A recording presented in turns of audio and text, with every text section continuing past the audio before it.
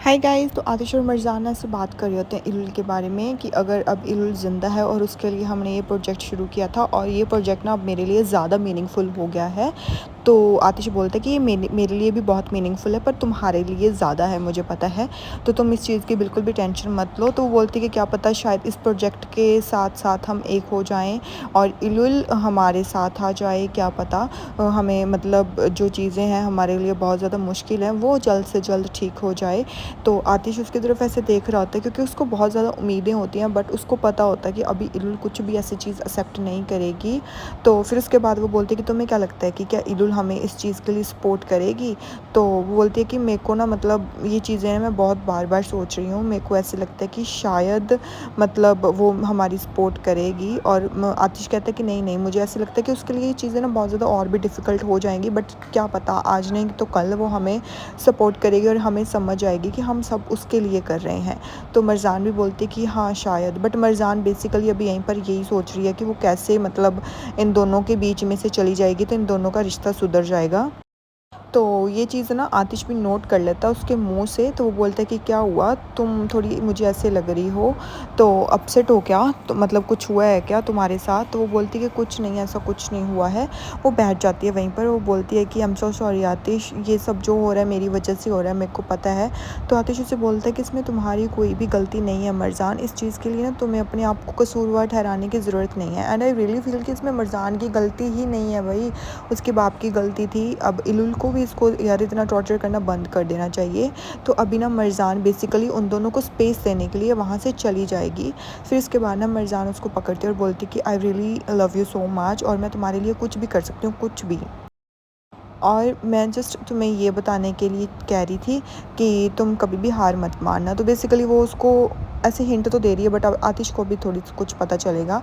फिर उसके बाद वो बोलते कि चलो इन बातों को छोड़ो, मुझे लगता है कि आज का दिन हमें अच्छा कुछ करना चाहिए, इन चीज़ों से, सब चीज़ों से दूर, सिर्फ तुम और मैं।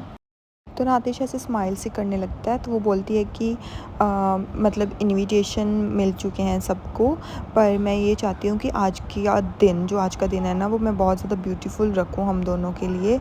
फिर उसके बाद वो बोलता है कि कोई बात नहीं, अभी मेरे को थोड़ा सा काम करना है, तुम्हें जो करना है वो कर लेंगे।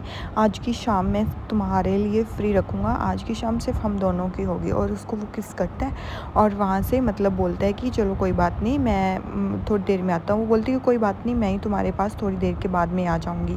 तो वो बोलता है कि चलो ठीक है। फिर उसके बाद हम देखते हैं कि जो मुज़्ज़म खाने में ना वो मिलने जाती है हज़ार से, क्योंकि उसको पता चल चुका होता है कि शायद हज़ार को कोई आइडिया हो चुका है। तो वो बोलती है कि कल जो तुम डिनर पर आए थे हमारे घर पे और तुम बकवास कर रहे थे, और उस चीज़ ने ना मेरे को बहुत ज़्यादा से दिमाग ख़राब कर दिया। प्रॉब्लम क्या है तुम्हारी, हाँ तुम चाहते क्या हो, मुझे सच सच बताओ, मैं ये जानना चाहती हूँ कि तुम चाहते क्या हो।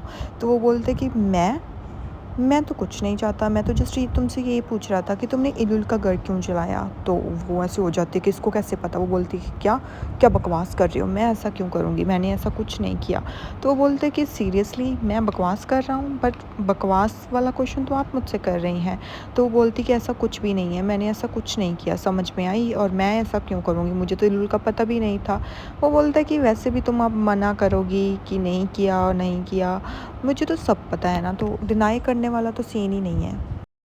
तो ये काली बिल्ली डर जाती है। तो वो उससे पूछते हैं कि तुम ये सब क्यों कर रहे हो, हाँ तुम्हारा गोल क्या है, ये बताओ, मुझे समझ में नहीं आ रही, मुझे तुम चाहते क्या हो। वो बोलता है कि जस्ट मेरी क्यूरियोसिटी थी कि तुमने ये सब क्यों किया, तुमने उसका घर क्यों जलाया, just I want to know it, just मुझे आंसर दे दो। तो वो बोलती है कि मेरे पास कोई आंसर नहीं है। किस चीज़ का आंसर दूँ मैं तुम्हें, हाँ मैंने तुम्हें कहा ना कि मैंने ऐसा कुछ नहीं कहा, मैं ऐसा कुछ क्यों करूँगी, और इसके अलावा कुछ नहीं है बात करने को। तो वो इतना कहकर वो वहाँ से चली जाती है। तो मतलब पीछे से हज़ार आवाज़ लगाता है कि मिस मुज़्ज़म खानम, हम एक दूसरे को और भी ज़्यादा मिलते रहेंगे। और वो मतलब ज़ोर ज़ोर से ऐसे विलन्स की तरह से हंसने लग जाता है। तो अब्दू बोलता है कि सर आपने उसको आपसे बता क्यों नहीं दिया, और आपने अपने हाथों से उसको एविडेंस क्यों नहीं दिखाया, वो तो खुद ब खुद ही मान जाती। तो हज़ार बोलता है कि हाँ मुझे पता है कि मुझे उसको एविडेंस दिखा देना चाहिए था, पर जो किसी को ऐसे तरपा तरपा कर मज़ा लेने में है वो मतलब और किसी में क्यों। हाँ, मैं उसको मतलब इतना इतना इतना इतना तरपाना चाहता हूँ कि उसको खुद को पता चले कि उसने किया क्या है। आई थिंक ये बेसिकली इलुल के घर का मतलब इलुल वाला बदला ये लेगा भाई मुज़म्म हानिम से। आतिश तो अब तक कुछ नहीं कर पाया उसको, क्योंकि पता ही नहीं चला अभी उसकी जो मॉमी है वही मेन विलन है। बट आई थिंक हज़ार को सब पता चल गया है, हज़ार उसके बारे में पता भी करा रहा है, तो वो मतलब उसकी चीज़ पता करवाएगा अच्छे से, और उसके साथ तो वही मतलब यही करेगा उसको तो ठीक। फिर उसके बाद हम देखते हैं इलुल बैठी होती है अपने रूम में, और इलुल ना कुछ सोच रही होती है क्योंकि उसके हाथ में ब्रेसलेट होता है और वो ब्रेसलेट्स के बारे में ऐसे सोच रही होती है बार बार। और जब वो उसकी मतलब सोचती है कि वो मैं ये चीज़ें क्यों कर रही हूँ, एवरीथिंग मेरे लिए इतनी ज़्यादा डिफ़िकल्ट क्यों लग रहा है सब कुछ मेरे लिए, मुझे ऐसा नहीं करना चाहिए था, मेरे को ये चीज़ क्यों इतनी तंग कर रही है। तभी ना वहाँ पर मरजान आ जाती है, तो वो बोलती है कि क्या इलुल मैं अंदर आ जाऊँ। तो इलुल उसकी तरफ ऐसे देखती है, तो वो बोलती है कि हाँ आ जाओ कोई बात नहीं। फिर वो बोलती है कि आई एम सॉरी, मैं तुम्हें ज़्यादा टाइम तक डिस्टर्ब नहीं करूँगी, डोंट वरी, मैं जल्दी यहाँ से चली जाऊँगी, और मैं जस्ट तुम्हें कुछ कहना चाहती थी, कुछ चीज़ें थी जो मैं तुमसे कहना चाहती थी, मैं ज़्यादा बढ़ा चढ़ा कर बात नहीं करूँगी।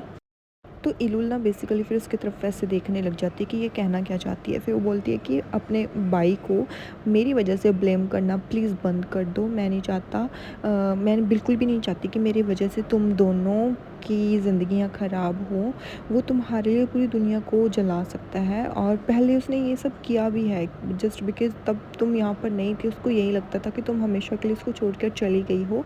और मैं तुम्हें यही बताना चाहती हूँ कि खून के रिश्तों से ऊपर कुछ भी नहीं होता, कुछ भी नहीं। तो बेसिकली अभी ये खुद की बात कर रही होती है यहाँ पर कि वो मतलब उसके आतिश के लिए सिर्फ इलुल ही ज़रूरी है, वो भी ज़रूरी नहीं है, क्योंकि ब्लड बॉन्ड तो उसका मतलब इलुल के लिए ही है ना।